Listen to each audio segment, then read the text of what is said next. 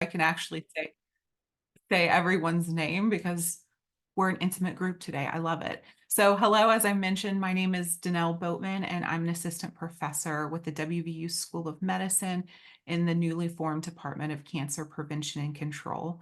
My research focuses on communication across the cancer continuum.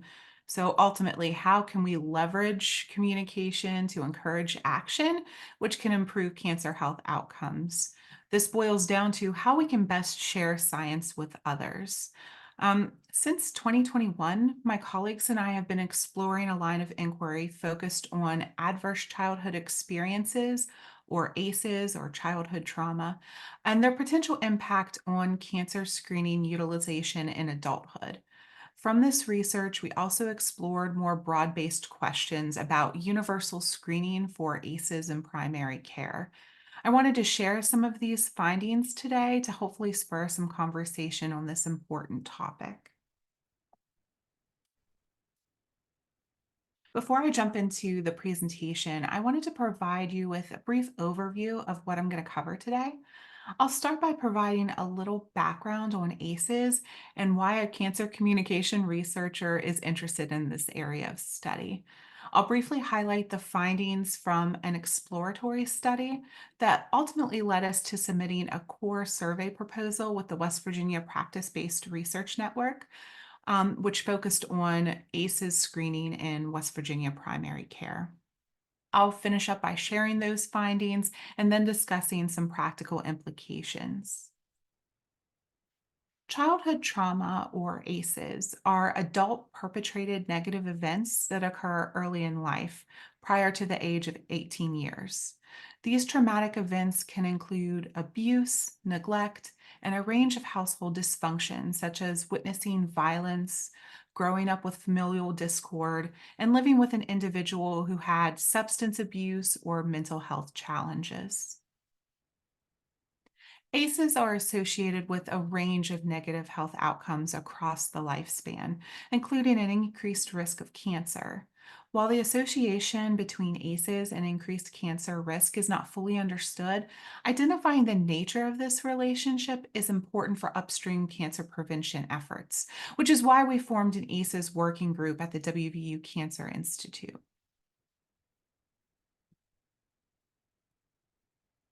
Learning more about ACEs is particularly important to explore in West Virginia, as 56% of the adults in the state report experiencing at least one of the 8 categories of childhood trauma. Approximately 22%, or just over 300,000 adults in West Virginia, would be at risk for developing health problems based on having an ACEs score of 3 or more. That's sometimes defined as having toxic stress. The social and economic challenges in the region suggest that ACEs play an important role in the state's poor health outcomes. ACEs may increase cancer risk in a variety of ways. This increased risk is associated with cancer in adulthood, not childhood cancer, indicating that factors contributing to disease progression are key to understanding this relationship. Strong associations between ACEs and factors such as obesity, alcohol use, and tobacco use have been identified, highlighting that they play an important role in understanding this increased cancer risk in this population. Epigenetics suggests that environment can affect gene function. Childhood trauma has been associated with changes in certain genes. For instance, physical, sexual, and emotional abuse have been shown to impact inflammatory markers. A growing body of literature suggests that increased ACEs may negatively affect a patient following provider recommendations for routine one-time cancer screenings, which could contribute to poor health outcomes. These preventive behaviors were the focus of our initial exploratory study. Primary care providers, as you know, serve as an important source of knowledge about cancer, and their recommendation is critical for following cancer screening guidelines. Without this established relationship, individuals may miss important encouragement to engage in life saving preventive services. So, trusting relationships with providers are associated with regular cancer screening and potentially earlier detection of cancer, suggesting the important role of this relationship in improving mortality rates in our state. Individuals who have experienced childhood trauma may have difficulty sustaining long term trusting relationships with primary care providers. Attachment theory is a useful theoretical framework to understand patient provider relationships within the context of ACEs. This theory postulates that an individual's attachment style, which was thought to be developed by relationships with early caregivers, strongly influences how they relate to others in adulthood. Previous findings suggest that childhood trauma is associated with following provider recommendations less frequently and greater levels of medical mistrust. This mistrust may affect the quality of patient provider relationships and contribute to poorer health outcomes across the lifespan. This existing literature base led us to an exploratory study of West Virginia cervical cancer survivors. We sought to learn if increased number of ACEs, if they were associated with weaker patient-provider relationships, poor cancer screening behaviors, and a later stage of cancer diagnosis. Our findings were published in the Journal of Appalachian Health last year. We found that childhood trauma was associated with weaker patient provider relationships and fewer positive cancer screening behaviors.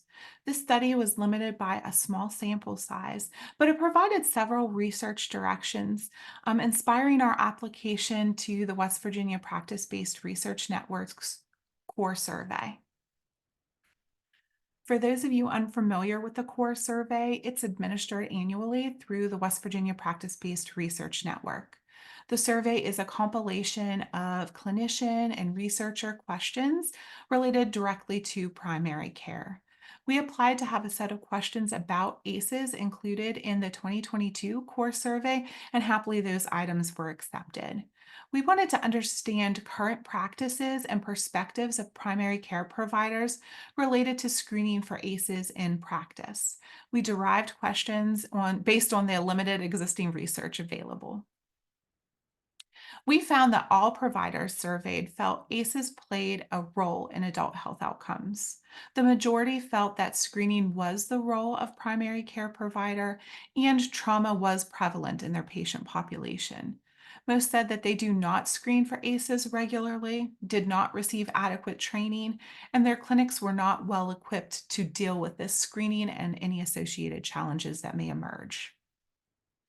Through our analysis of survey results, we found that receiving adequate training had a statistically significant moderate to strong association with being knowledgeable about the screening process, being confident in responding to disclosed childhood trauma, and routinely screening patients for ACEs.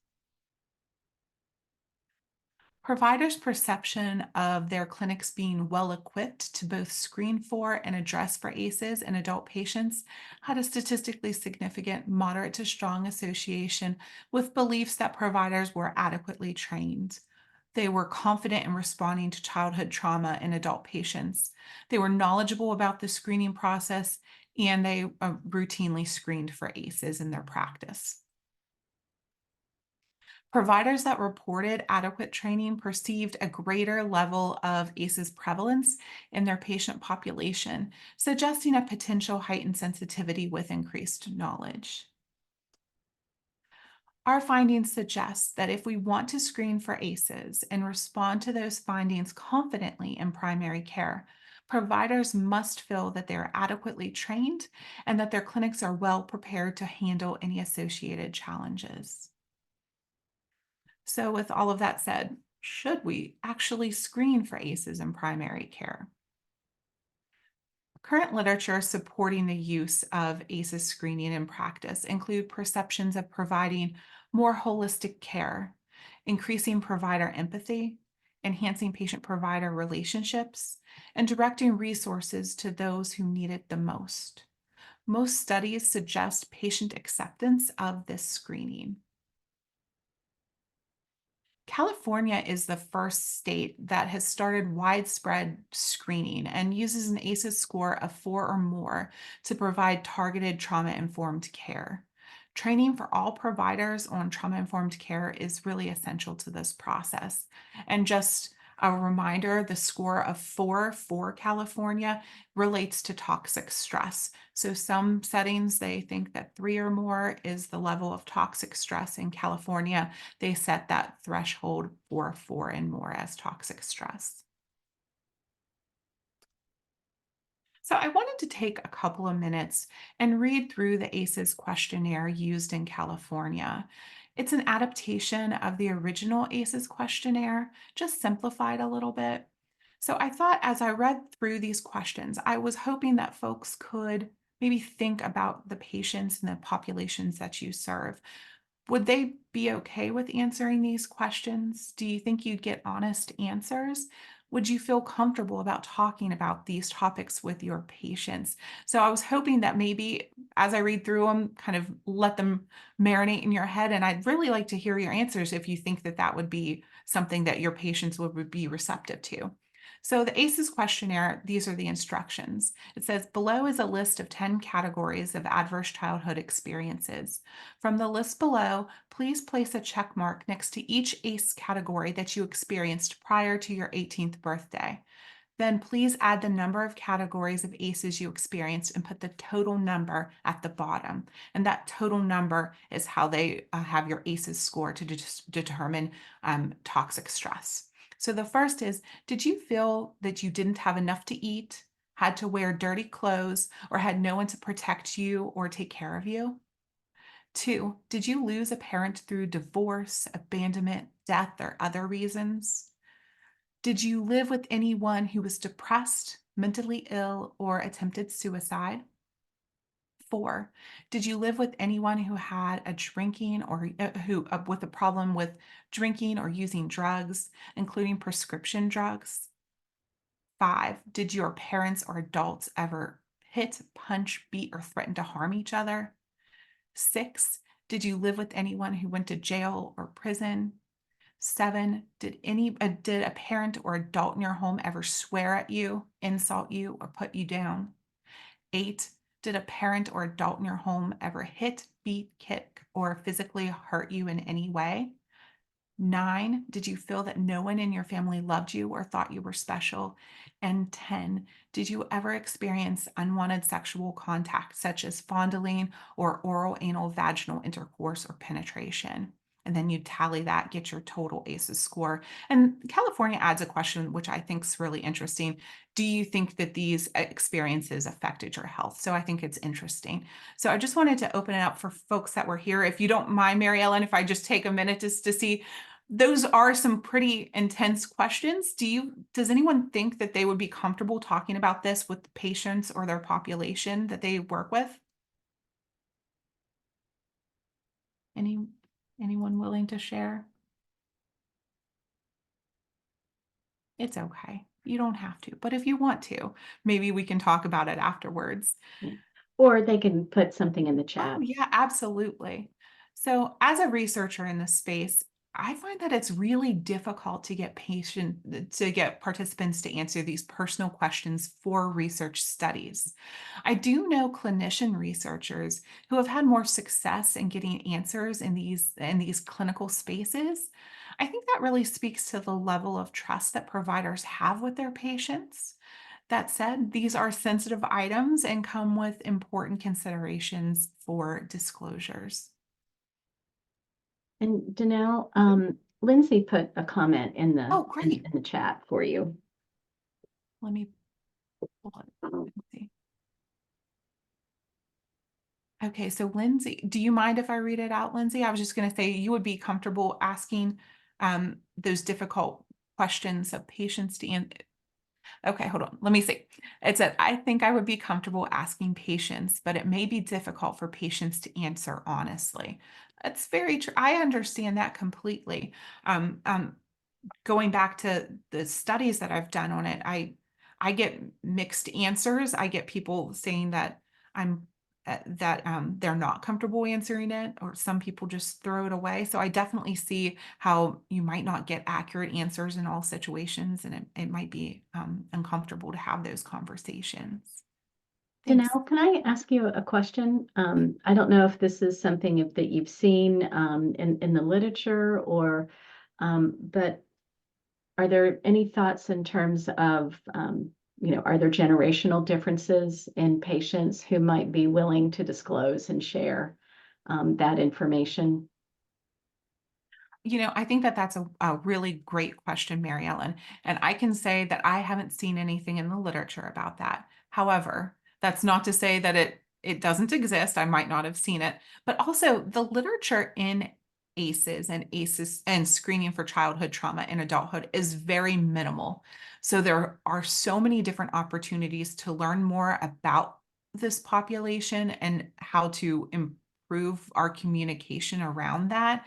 I think that's a really important point that you've made, but I haven't seen anything in the literature about it. Thank you. Sure. So, with all of that said, we've kind of had why people think we should have ACEs, universal ACE screening. So, that said, there is opposition to universal screening for ACEs. This opposition cites imprecise screening tools and what to do with that number. So, if you get a 2 or you get a 5, if you get a 6, what do you do with that number after you get it? So, these scores could perpetrate narratives about people who have experienced trauma and ignore the structural elements that contribute to these experiences. Instead, they advocate for a more universal approach to trauma informed care without screening. Trauma informed care shifts the focus from what's wrong with you to what happened to you. It raises awareness of trauma, so it's part of the healthcare system from provider practices to policies. So, through trauma informed care, clinicians and staff can understand the impact of trauma, provide patients with resources that can help, and recognize the signs and symptoms of trauma. This enhanced knowledge of trauma can help clinicians and staff avoid re traumatizing patients. Ultimately, childhood trauma, based on the research, even though it's limited, based on the research, we know that ultimately childhood trauma does impact health outcomes in adulthood. Whether we screen for ACEs universally in practice or not, there needs to be a greater understanding and integration of trauma informed care within primary care. Trauma informed care and organizational practices includes engaging patients in the planning process for trauma informed care within the clinic space, training all staff and providers on the impact of trauma on health, and creating a safe space and a safe environment for all patients. For example, is the waiting room set up in a manner that supports privacy and minimizes potential anxiety that a patient may experience? And I think that this would be a really great opportunity to bring in a patient perspective and put that into the planning process for organizational space in the clinic room, as an example. Trauma informed care in clinical practices would include training providers on trauma specific care approaches.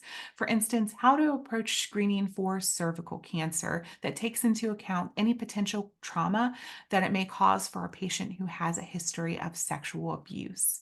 In addition, clinical practices with trauma informed care should identify referral services and organizations to provide to patients as needed and involve patients in the treatment process. For instance, how do your providers approach shared decision making? Do patients feel their voices are being heard when approaching or discussing treatment options? So it's really interesting. Shared decision making really is a critical aspect of trauma informed care. So, our core survey findings suggest the need for better preparation to deal with ACEs at both the provider and clinic levels. So, this matches the needs suggested by trauma informed care strategies. If you are interested in considering implementation of trauma informed care strategies in your clinics, there's not a single best source that you could go to. There are multiple toolkits that are there to consider. I've looked at a lot of them, and these are two of probably the best ones that I've run across. I'm sure that there are other options, but I did like the way these were formatted, and I thought they were user friendly. The first is from California and ACEs Aware. And the second is from the National Council for Behavioral Health. Both have similar themes and strategies. I think the California one is a bit more accessible, but they're both great resources. And I can provide links to those if you want to review them and consider about how those strategies may or may not work in your clinic space. I did want to acknowledge the other members of the research team for these studies, for their work on these studies.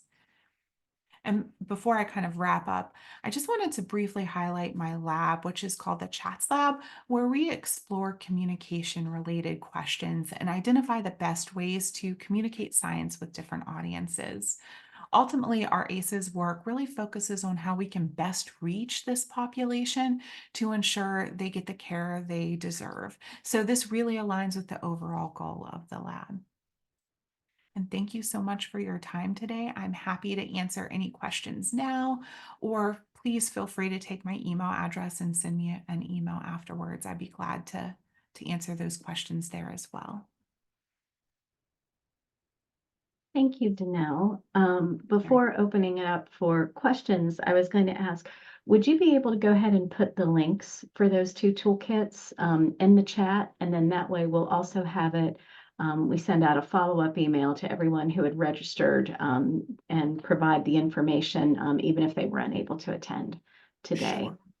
Um, of course, I believe it's just in my references on the slide, so I'll have to wait till it's down, but I can do that Okay. afterwards. Okay. Thank you.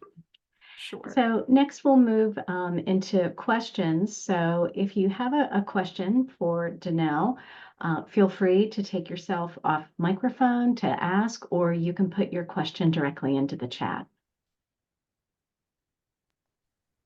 Hi, Janelle. My name's Heather. I'm with the CED here in Morgantown. I work with the Positive Behavior Support Program, and I'm a little under the weather. That's why I have my camera off, so excuse me. Mhm. My question is, we have so our clients come through the entire state, and they Mhm. come in for behavioral health support. And I triage all of those calls, assessing risks. I can confidently say, even without doing the actual statistics, that probably 98% of those children and their families have an ACE score of at least 2 or higher. Mhm. Um, my question is there training that's being done for pediatric offices, like for them to screen for those ACEs during like a typical well child visit? Is that something that's becoming more of the norm now? Well, thank you so much for your question, Heather. And it's actually really inconsistent. And there's not a universally accepted training. There are some clinics that choose to engage in it, but I would not say that it's widespread. Um, from what we've gathered in West Virginia, there's not been a lot of training at the primary care level.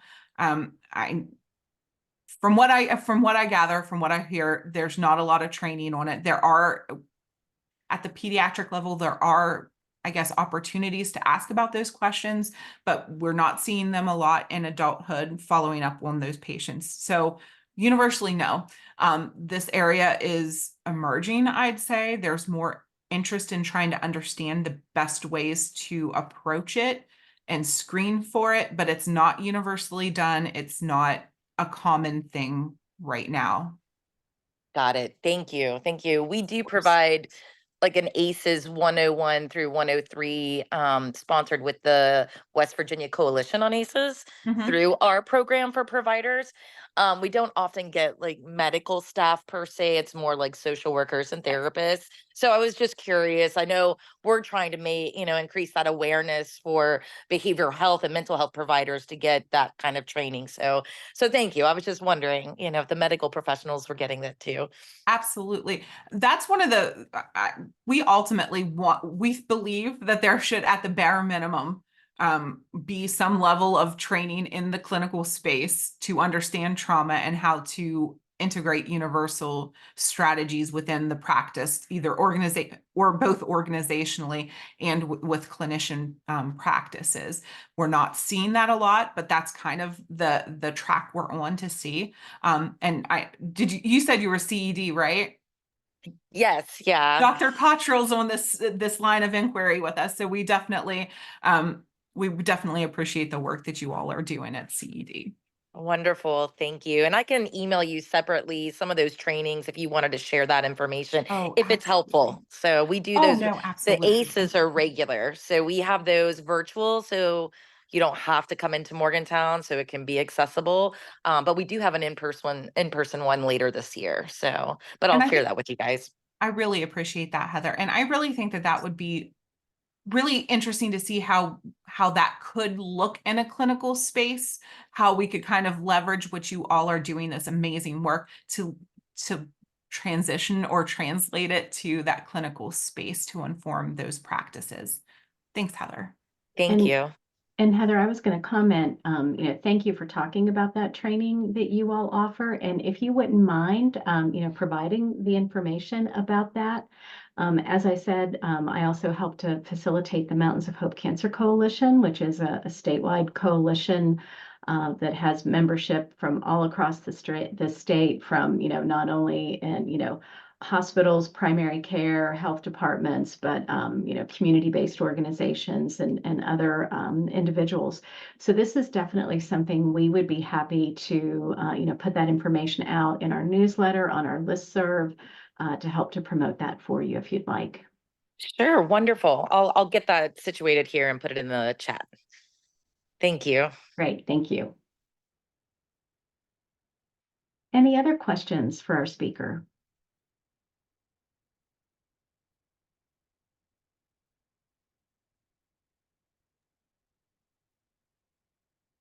Can I ask questions? I don't know. I bet you're already like, why does this person keep talking to us? We're supposed to listen. Listen. No, please talk to me. I would love to hear.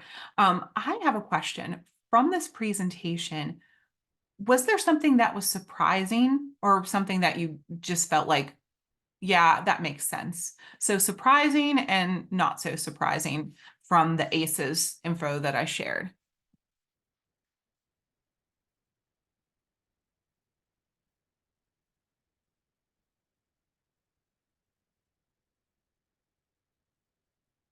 It's okay. It's a Tuesday. I get I was it. just going to comment for me, the survey results that you had, I expected, that the, amount of education going on at primary care, providers say that they've received would be low, but it was a little bit lower than what I was thinking it might be. Yeah, I definitely agree with you there. Thanks, Heather, for sharing that. I appreciate it.